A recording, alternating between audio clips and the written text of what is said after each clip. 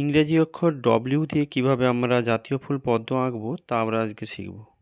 প্রথমে আমরা একটা ডব্লিউ আঁকলাম, ঠিক ডব্লিউর মাঝেরটা আমরা ইউ দিয়ে জুড়লাম, তারপর পাশেরগুলো দিয়ে ঠিক ইউর মিডিলে জয়েন করলাম, তারপরে আবার ফাঁকের অংশগুলো ভি দিয়ে এবং যথারীতি অন্যান্য পাপড়িগুলো আমরা করে নেব সুন্দর করে, তারপর একটু সুন্দর মোটা করব।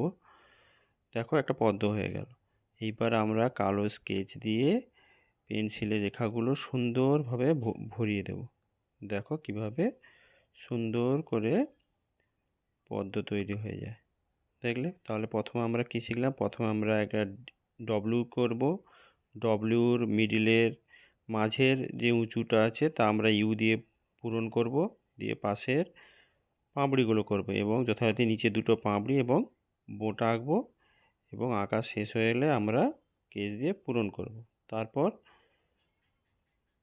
পদ্মের কালার আমরা কি করব না, প্রথমে সব পাপড়িগুলো আমরা পিঙ্ক কালার দিয়ে পূরণ করে নেব, ঠিক এইভাবে।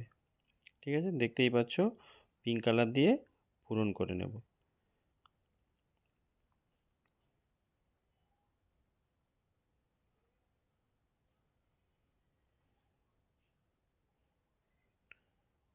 এই পিঙ্ক কালারের ওপর কিছুটা লাল রং দিয়ে আমরা শেড দিয়ে দেব এইভাবে, নিচ থেকে ওপরের দিকে এবং ওপরের থেকে নিচের দিকে, ওপরের দিকগুলো নিচের দিকে টানবো এবং নিচ থেকে ওপরের দিকে টানবো, ঠিক এইভাবে যেভাবে করা হলো।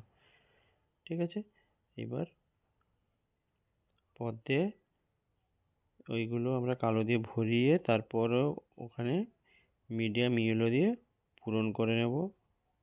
ঠিক আছে, পদ্ম দেখবে ঠিক লক্ষ্য করলে এইভাবে দেখতে পাবে এবং বোঁটাটা আমরা লিপ গ্রিন দিয়ে ভরিয়ে দেব।